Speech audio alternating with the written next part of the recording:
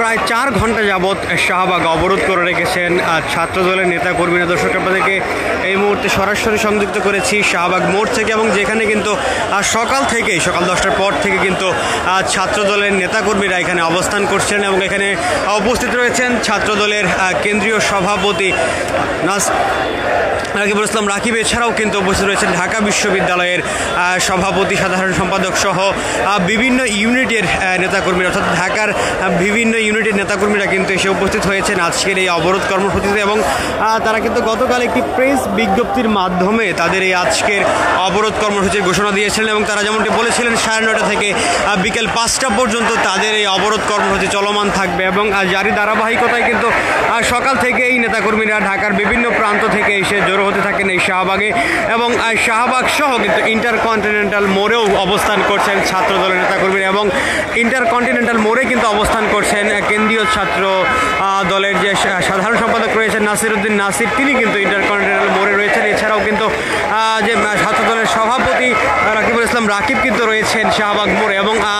তার নেতৃত্বেই কিন্তু এই মুহূর্তে ঢাকা বিশ্ববিদ্যালয় ছাত্রদলের নেতাকর্মীরাও কিন্তু উপস্থিত রয়েছেন এই শাহবাগ মোড়ে।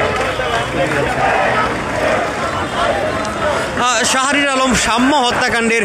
বিচারের দাবিতে কিন্তু এই অবস্থান কর্মসূচি ছাত্রদল দিয়েছিল, এবং তারা যেমনটি বলছিলেন তারা কিন্তু বিগত সময়ে বেশ কয়েকবার তাদের এই আন্দোলন চালিয়ে এসেছেন, এবং শাহবাগ কিন্তু তারা আজকের মতো 3য় দিনের মতো কিন্তু তারা এই শাহবাগ অবরোধ করেছেন। তবে তারা যেমনটি বলছিলেন মূল ঘাতকদের গ্রেফতার কিন্তু এখন পর্যন্ত পুলিশ সদস্যরা করতে পারেনি, এবং আইন শৃঙ্খলা বাহিনীর গাফিলতি, একই সাথে বিশ্ববিদ্যালয় প্রশাসনের নিরাপত্তার গাফিলতি রয়েছে বলে কিন্তু তারা বলছেন, এবং সেই দাবিতেই সেই প্রতিবাদেই কিন্তু তারা অবস্থান করছেন এই মুহূর্তে শাহবাগে।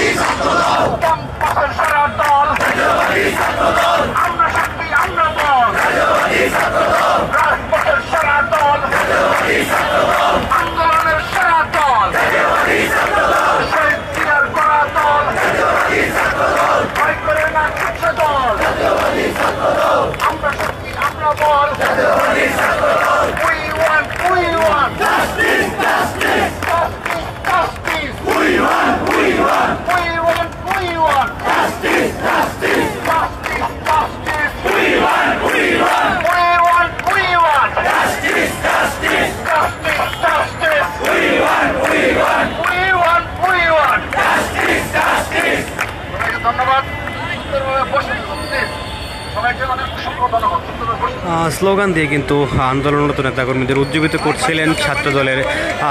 সভাপতি রাকিবুল ইসলাম রাকিব, এবং তিনি কিন্তু এই মুহূর্তে শাহবাগ মোড়ে অবস্থান করছেন, এবং তিনি সকাল থেকে এই শাহবাগ মোড়ে রয়েছেন। এছাড়া বৃষ্টির সময়ও কিন্তু তারা নেতাকর্মীরা ভিজে এই শাহবাগ মোড়ে অবস্থান নিয়েছিলেন। একই সাথে ইন্টারকন্টিনেন্টাল মোড়েও কিন্তু অবস্থান নিয়েছিলেন ছাত্রদলের সাধারণ সম্পাদক নাসির উদ্দিন নাসির, তিনিও কিন্তু সেখানে ভিজে, অর্থাৎ নেতাকর্মীরা যারা অবস্থান করছিলেন তারা কিন্তু ভিজে সেই আন্দোলন অবস্থান কর্মসূচি করছিলেন।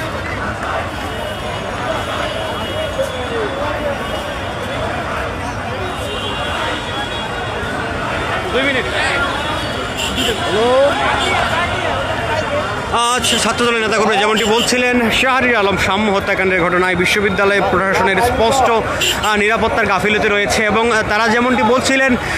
উপাচার্য আর তারা কিন্তু পদত্যাগ দাবি করেছিলেন, একই সাথে প্রক্টরের পদত্যাগ তারা দাবি করেছিলেন যেহেতু নিরাপত্তা দিতে ব্যর্থ হয়েছেন। এবং তারা যেমনটি বলছিলেন গত 5ই আগস্টের পর বিগত সময়ে কিন্তু 2টি হত্যাকাণ্ডের ঘটনা বিশ্ববিদ্যালয় ক্যাম্পাসে হয়েছে, এবং যার প্রতিবাদে তারা উপাচার্যের পদত্যাগও কিন্তু দাবি করছিলেন। এবং কিছুক্ষণ আগে কিন্তু একটি অংশ, ছাত্রদলের একটি অংশ কিন্তু দাবি করছিলেন আসিফ মাহমুদ সজীব ভুইয়ার পদত্যাগও কিন্তু তারা দাবি করছেন। দর্শক আপনাদের যদি জানিয়ে রাখি শাহবাগ মোড় কিন্তু ঢাকার প্রাণ কেন্দ্র হিসেবে বলা হয়, এবং যার কারণে কিন্তু এই সড়কটি অবরোধের কারণে কিন্তু তীব্র যানজট সৃষ্টি হয়েছে পুরো ঢাকা শহর জুড়ে। এবং আজকে বৃহস্পতিবার সপ্তাহের শেষ দিন হওয়ায় কিন্তু সাধারণ মানুষ এবং যাত্রীরা কিন্তু ভোগান্তিতে পড়েছেন।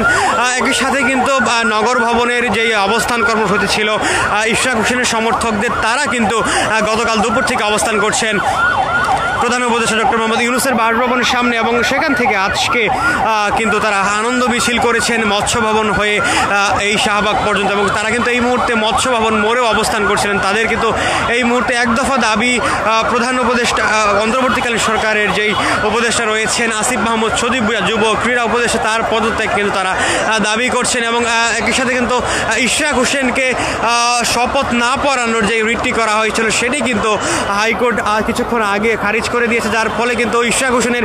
শপথ নেওয়ায় কোনো ধরনের বাধা কিন্তু আর নেই, যার পরে কিন্তু আনন্দ উল্লাস করে শাহবাগের দিকে চলে আসেন তার সমর্থকরা এবং